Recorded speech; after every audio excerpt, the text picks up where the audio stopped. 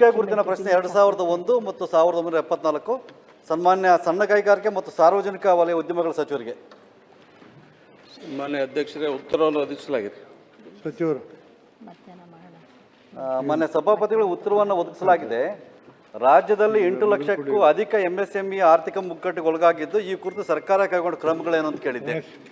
ಹೇಳಿದ್ದಾರೆ ಬಂಡವಾಳ ಹೂಡಿಕೆ ಸಹಾಯಧನ ಕೊಡ್ತಾ ಇದ್ದೀವಿ ಅಂತ ಹೇಳ್ತಾ ಇದ್ದಾರೆ, ಮುದ್ರಾಂಕ ಶುಲ್ಕ ವಿನಾಯಿತಿ ಕೊಡ್ತಾ ಇದ್ದೀವಿ ಅಂತ ಹೇಳ್ತಾ ಇದ್ದಾರೆ, ಪರಿವರ್ತನಾ ಶುಲ್ಕ ಕೊಡ್ತಾ ಇದ್ದೀವಿ ಅಂತ ಹೇಳ್ತಾ ಇದ್ದಾರೆ, ವಿದ್ಯುತ್ ಶುಲ್ಕದ ಮೇಲಿನ ತೆರಿಗೆ ವಿನಾಯಿತಿ ಕೊಡ್ತಾ ಇದ್ದೀವಿ ಅಂತ ಹಲವಾರು ಈ ರೀತಿ ಕೊಟ್ಟಿದ್ದಾರೆ ಮಾನ್ಯ ಸಭಾಪತಿಗಳೇ.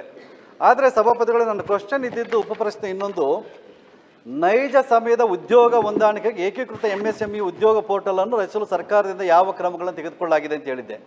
ಅದಕ್ಕೆ ಅವ್ರು ಹೇಳಿದ್ದಾರೆ ಏಕೀಕೃತ ಎಂಎಸ್ಎಂಇ ಉದ್ಯೋಗ ಪೋರ್ಟಲ್ ರಚಿಸುವ ಪ್ರಸ್ತಾವನೆ ಇರೋದಿಲ್ಲ ಅಂತ ಹೇಳಿದ್ದಾರೆ ಮಾನ್ಯ ಸಭಾಪತಿಗಳೇ. ಅದೇ ರೀತಿಯಾಗಿ ಮತ್ತೆ ಇನ್ನೊಂದು ಪ್ರಶ್ನೆಯನ್ನು ಕೇಳಿದೆ, ಎಂಎಸ್ಎಂಇಗೆ ಸಂಬಂಧಿಸಿದ ಡಿಜಿಟಲ್ ಉದ್ಯೋಗ ವೇದಿಕೆಗಳಿಂದ ಗ್ರಾಮೀಣ ಯುವಕರು ಸಮರ್ಪಕವಾಗಿ ಪ್ರಯೋಜನ ಪಡೆಯುತ್ತಿಲ್ಲ ಅಂತ ಕೇಳಿದ್ದೆ. ಅದಕ್ಕೂ ಹೇಳಿದೆ ಇಲಾಖೆ ಡಿಜಿಟಲ್ ಉದ್ಯೋಗ ವೇದಿಕೆ ಇರೋದಿಲ್ಲ ಅಂತ. ಮತ್ತೊಂದು ಉಪಪ್ರಶ್ನೆ ಕೇಳಿದ್ದೆ, ಉದ್ಯೋಗ ಸಂಬಂಧಿತ ಅಪ್ಲಿಕೇಶನ್ಗಳಲ್ಲಿ ಪಾರದರ್ಶಕತೆ ಸರ್ಕಾರ ಹೇಗೆ ಖಚಿತಪಡಿಸಿಕೊಳ್ಳುತ್ತದೆ ಮತ್ತು ನಕಲಿ ಉದ್ಯೋಗ ಪಟ್ಟಿಗಳನ್ನು ಹೇಗೆ ತಡೀತದೆ ಅಂತೇಳಿ, ಇದರಲ್ಲೂ ಸಹ ಇಲಾಖೆಯಲ್ಲಿ ಉದ್ಯೋಗ ಸಂಬಂಧಿತ ಅಪ್ಲಿಕೇಶನ್ ಇರೋದಿಲ್ಲ ಅಂತ ಹೇಳಿದ್ದಾರೆ ಸಭಾಪತಿಗಳೇ. ಮಾನ್ಯ ಸಭಾಪತಿಗಳೇ, ಇವತ್ತು 8 ಲಕ್ಷಕ್ಕೂ ಅಧಿಕ ಎಂಎಸ್ಸಿ ಕಂಪ್ನಿಗಳಿದ್ದಾವೆ ಅಂತ ಹೇಳ್ತಾ ಇದ್ದಾರೆ. ಅಲ್ಲಿ ಉದ್ಯೋಗಕ್ಕೆ ಅವಕಾಶಗಳಿದ್ದಾವೆ, ಜಾಬ್ ಸೀಕರ್ಸ್ ಇದ್ದಾರೆ, ಉದ್ಯೋಗ ಆಕಾಂಕ್ಷಿಗಳಿದ್ದಾರೆ. ಆದರೆ ಇಲ್ಲಿ ಸರ್ಕಾರ ಒಂದು ಬ್ರಿಡ್ಜ್ ಮಾಡಬೇಕಾಗ್ತದೆ ಮಾನ್ಯ ಸಭಾಪತಿಗಳೇ. ಒಂದು ಜಾಬ್ ಪೋರ್ಟಲನ್ನು ನಾವು ಓಪನ್ ಮಾಡಿ ಯಾರು ಜಾಬ್ ಸೀಕರ್ಸ್ ಇದ್ದಾರೆ ಅವ್ರ ಪ್ರೊಫೈಲನ್ನು ಅಪ್ಲೋಡ್ ಮಾಡಿದರೆ ಯಾರು ಎಂಎಸ್ಎಂಇ ಅಥವಾ ಕಂಪ್ನಿಗಳಿದ್ದಾರೆ ಅವರು ಅದರಲ್ಲಿ ನೋಡಿಕೊಂಡು ಅವರ ಅಪಾಯಿಂಟ್ ಮಾಡ್ತಾರೆ ಸಭಾಪತಿಗಳೇ. ಆದರೆ ಯಾಕೆ ಸರ್ಕಾರ ಈ 3 ಪ್ರಶ್ನೆಗೆ ಆಗಲ್ಲ ಅಂತ ಹೇಳಿದ್ದಾರೆ.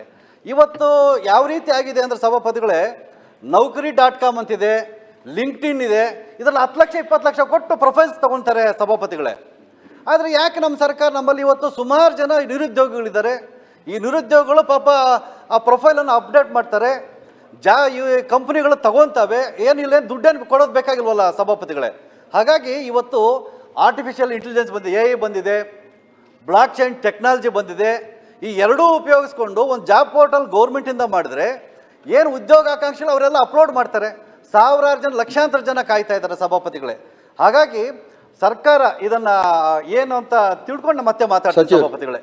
ಒಂದು ಪೋರ್ಟಲ್ ಜಾಬ್ ಪೋರ್ಟಲ್ ಓಪನ್ ಮಾಡಿದ್ರೆ ತುಂಬಾ ಅನುಕೂಲ ಆಗುತ್ತೆ. ಸದಸ್ಯರು ಏನು ಪ್ರಶ್ನೆ ಕೇಳಿದರೆ ಸಂಪೂರ್ಣವಾಗಿ ನಮ್ಮ ಇಲಾಖೆಯಿಂದ ನಾವು ಏನೇನು ಮಾಡ್ಲಿಕ್ಕತ್ತೀವಿ ಅಂತ ಎಲ್ಲ ಕೂಡ ಕೊಟ್ಟಿದ್ದೀವಿ. ಈಗ ಅವ್ರು ಏನು ಹೇಳ್ತಿದ್ದಾರೆ ಅದು ಏನಾದ್ರು ಮುಂದಿನ ದಿನಗಳಲ್ಲಿ ಈಗ MSME ಪ್ರತ್ಯೇಕವಾದಂಥ ಅದೊಂದು ಸಂದರ್ಭದಲ್ಲಿ ಇವ್ರು ಹೇಳ್ತಕ್ಕಂಥದ್ದು ಅದ್ರಿಗೆ ಅಳವಡಿಸಿ ನಾವು ಅದಕ್ಕೆ ಮಾಡ್ಲಿಕ್ಕೆ ಏನಾದ ನಾವು ಪ್ರಯತ್ನ ಮಾಡ್ತೀವಿ. ಹೇಳಿ ಮನೆ ಸಭಾಪತಿಗಳೇ, ಅದು ಸರಿಯಾಗಿ ಉತ್ತರ ಬರಲಿಲ್ಲ ಸಭಾಪತಿಗಳು. ನಾನು ಹೇಳ್ತಾ ಇರೋದು ಒಂದು ಪೋರ್ಟಲ್ ಓಪನ್ ಮಾಡಿ ಅಂತ ಹೇಳ್ತಾ ಇದ್ದೀನಿ ಸಭಾಪತಿಗಳೇ. ಇವತ್ತು ಲಕ್ಷಾಂತರ ಜನ ಉದ್ಯೋಗ ಸಭಾಪತಿಗಳೇ, ಇವತ್ತು ಉದ್ಯೋಗ ಆಕಾಂಕ್ಷಿಗಳಿದ್ದಾರೆ ಸಭಾಪತಿಗಳೇ. ಆಮೇಲೆ ಉದ್ಯೋಗ ಬೇಕಾಗಿರೋ ಕಂಪ್ನಿಗಳಿದ್ದಾರೆ, ಈ ಕಂಪ್ನಿಗಳಿಗೆ ಪಾಪ ಜನ ಸಿಗಲ್ಲ ಸಭಾಪತಿಗಳು. ಯಾಕಂದ್ರೆ ಈ MSME ಕಂಪ್ನಿ ಸಣ್ಣ ಕಂಪ್ನಿಗಳು ಅವ್ರಿಗೆ ಏನಾಗುತ್ತೆ ಅಂದ್ರೆ ಈ ಎಕ್ಸ್ಪೀರಿಯನ್ಸ್ ಇರ್ತಕ್ಕಂಥವ್ರು ಇಂಥವ್ರೆಲ್ಲ ಬೇಕು ಅಂದ್ರೆ ಅವರು ಪಾಪ ನೌಕರಿಗೆ ಹೋಗ್ಬೇಕು, ಲಿಂಕ್ಡ್ಇನ್ ಬೇಕು, ಜಾಬ್ ಪೋರ್ಟಲ್ಸ್ಗೆ ಹೋಗ್ಬೇಕು. ಅಲ್ಲಿ ಹೋಗ್ಬೇಕಾದ್ರೆ ಕನಿಷ್ಠ 1 ಲಕ್ಷದಿಂದ 10 ಲಕ್ಷ 20 ಲಕ್ಷ ಕೊಡಬೇಕಾಗುತ್ತೆ. ಹಾಗಾಗಿ ಸರ್ಕಾರ ಇವತ್ತು ನಿರುದ್ಯೋಗಕ್ಕೆ ನಾವು ನಿರುದ್ಯೋಗ ವೇತನ ಕೊಡ್ತಾ ಇದ್ದೀವಿ. ಡಿಪ್ಲೊಮಾದವ್ರಿಗೆ 1500 ಕೊಡ್ತಾ ಇದ್ದೀವಿ, ಡಿಗ್ರಿ ಹೋಲ್ಡರ್ಗೆ 3000 ಕೊಡ್ತಾ ಇದ್ದೀವಿ. ಇಂಥವ್ರನ್ನೆಲ್ಲ ಜಸ್ಟ್ ಒಂದು ಅಪ್ಡೇಟ್ ಮಾಡಿದ್ರೆ ಸಭಾಪತಿಗಳೇ, ಬೇಕಾದರೆ ಸನ್ಮಾನ್ಯ ಸಚಿವರಿಗೆ ನಮ್ಮನ್ನ ಯಾವತ್ತನ್ನ ಕರೆದ್ರೆ ಹೇಳ್ತೀವಿ ಸಭಾಧ್ಯಕ್ಷ, ಇದಕ್ಕೇನು ಸುಮಾರು ಕೋಟಿಗಳು ಬೇಕಾಗಿಲ್ಲ, ಇಲ್ಲ ನಮ್ಗೆ ಹೇಳಿದ್ರೆ ನಾವೇ ಫ್ರೀಯಾಗಿ ಬೇಕಾದ್ರೆ ಒಂದು ಸಾಫ್ಟ್ವೇರ್ ರೆಡಿ ಮಾಡ್ಕೊಡ್ತೀವಿ.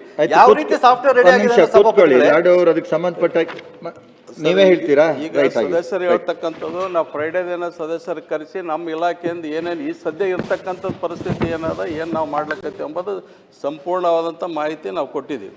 ಈಗ ಸದಸ್ಯರು ಹೇಳ್ತಕ್ಕಂಥ ಫ್ರೈಡೇ 10:30 ಗಂಟೆಗೆ ನಮ್ಮ ಆಫೀಸ್ ಕರೆಸ್ತೀವಿ, ನಾವೆಲ್ಲ ಕರೆಸಿ ಚರ್ಚೆ ಮಾಡಿ ಯಾವ ರೀತಿ ನಾವು ತಗೊಳಕ್ ಬರ್ತದ, ಯಾವ ರೀತಿ ತಗೋಬೇಕು ಚರ್ಚೆ ಮಾಡಿ ತೀರ್ಮಾನ ಮಾಡಿ.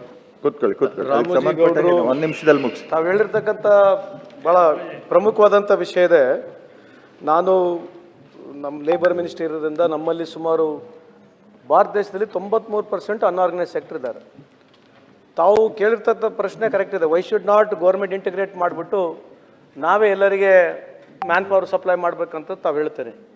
ಈ ಔಟ್ಸೋರ್ಸ್ ಅಂತಕ್ಕಂಥದ್ದು ನಾವು ಕಾನೂನುಬದ್ಧವಾಗಿ ನಾವೇ ಒಪ್ಕೊಂಡ್ಬಿಟ್ಟಿದ್ದೀವಿ. ಔಟ್ಸೋರ್ಸ್ ಮಾಡ್ತಕ್ಕಂಥದ್ದು ಇದೆ ಮೊದಲಿಂದ. ಮಲ್ಟಿನ್ಯಾಷನಲ್ ಕಂಪ್ನಿಗಳು ಏನು ಮಾಡ್ತಾರೆ ಸಭಾಧ್ಯಕ್ಷರೇ, ಈ ಬೇರೆ ಥರದ್ದು ತೊಂದರೆ ಆಗಬಾರ್ದು, ಯಾಕಂದರೆ ಪ್ರಾಜೆಕ್ಟ್ ಬೇಸು ಟೈಮ್ ಬೇಸ್ನಲ್ಲಿ ಮಾಡ್ತಾರೆ ಅನ್ನೋದಕ್ಕೆ ಅವ್ರು ಔಟ್ಸೋರ್ಸ್ ಮಾಡಿ ಅವರು ತೊಗೊಳ್ತಾ ಇದ್ದಾರೆ. ನೀವು ಹೇಳ್ತಕ್ಕಂಥದ್ದು MSMEನಲ್ಲಿ ಪ್ರಾಬ್ಲಮ್ ನನಗೆ ಕಂಡಿರ್ತಕ್ಕಂಥ ಪ್ರಾಬ್ಲಮ್ನಲ್ಲಿ ಪೇ ಸ್ಕೇಲ್ ಜಾಸ್ತಿ ಇಲ್ಲ ಸಭಾಧ್ಯಕ್ಷರು. ಈ MSMEಗಳಲ್ಲಿ ಯಾಕೆ ಜನ ಜಾಸ್ತಿ ಬರಲ್ಲ, ಬೇರೆ ರಾಜ್ಯಗಳಿಂದ ಎದಕ್ಕೆ ಬರ್ತಾರೆ ಅಂತಂದರೆ, ನಮ್ಮಲ್ಲಿ ಇರ್ತಕ್ಕಂಥ ಏನು MSc ಸಿಸ್ಟಮ್ ಇದೆ, ಅವರು ಪೇ ಸ್ಕೇಲ್ ಜಾಸ್ತಿ ಕೊಡಲ್ಲ, ಹಂಗಾಗಿ ಮೈಗ್ರೇಟೆಡ್ ಲೇಬರ್ಸ್ನ ತೊಗೊಳೋದು, ಲೋಕಲ್ನ ತೊಗೊಳಲ್ಲ. ನಾವು ಪೋರ್ಟಲ್ ಇಂಟಿಗ್ರೇಟ್ ಮಾಡಿದ್ರು ಕೂಡ, ಫಾರ್ ಎಕ್ಸಾಂಪಲ್ ಬಿಗ್ ಮಲ್ಟಿನ್ಯಾಷನಲ್ ಕಂಪ್ನೀಸ್ಗಳು ಅವರೇ ಹೋಗ್ಬಿಟ್ಟು ಅವರೇ ಕಾಲೇಜ್ನಲ್ಲಿ ಕ್ಯಾಂಪಸ್ ಇಂಟರ್ ಮಾಡಿ ತೊಗೊಳ್ತಾರೆ. ಸೊ ಗೌರ್ಮೆಂಟ್ ಇಂಟಿಗ್ರೇಟ್ ಮಾಡಂಗಿದ್ರೆ ಬೇರೆ ಸಿಸ್ಟಮ್ನೆಲ್ಲ ಕ್ಲೋಸ್ ಮಾಡಿ ಗೌರ್ಮೆಂಟ್ ಥ್ರೂನೇ ಮಾಡ್ಬೇಕು ನಾವು. If at all you want to create a portal where every private institution has to go through this particular portal ಅಂದರೆ ಮಾತ್ರ ಯೂಸ್ಫುಲ್ ಆಗುತ್ತೆ. ನಾವು ಪೋರ್ಟಲ್ ಮಾಡಿದ್ರು ಕೂಡ ಅದಕ್ಕೆ ಯಾರು ಬರಲ್ಲ, ಅದಕ್ಕೆ ಕನೆಕ್ಷನ್ ಆಗಲ್ಲ. ಸೊ ನಿಮ್ಮ ಸಜೆಷನ್ ಕರೆಕ್ಟ್ ಇದೆ, ಬಟ್ ಓವರಾಲಿಸ್ಟಿಕ್ ನಾವು ಮಾಡಂಗಿದ್ರೆ if at all we have to create a portal in such a way that private ಇನ್ಸ್ಟಿಟ್ಯೂಷನ್ಸ್ಗಳು, ಪ್ರೈವೇಟ್ ಆರ್ಗನೈಸೇಷನ್ ಇದ್ರ ಥ್ರೂನೇ ತಗೋಬೇಕಂತ ನಾವು ಕಾನೂನು ಮಾಡಿದ್ರೆ then when there is a possible. ಸನ್ಮಾನ್ಯ ಸಭಾಪತಿ, ಇಲ್ಲ, ಸ್ವಲ್ಪ ಇದಾಯ್ತು. ಇಲ್ಲ, ಈಗ ಅದಕ್ಕೆ ಇಬ್ರು ಸೇರಿ ನಿಮ್ಗೆ ಆನ್ಸರ್ ಮಾಡಿದ್ದಾರೆ. ಏನಾರು ಇದ್ರೆ ಲೆಟರ್ ಕರೆಸ್ಪಾಂಡೆನ್ಸ್ ಮಾಡಿ.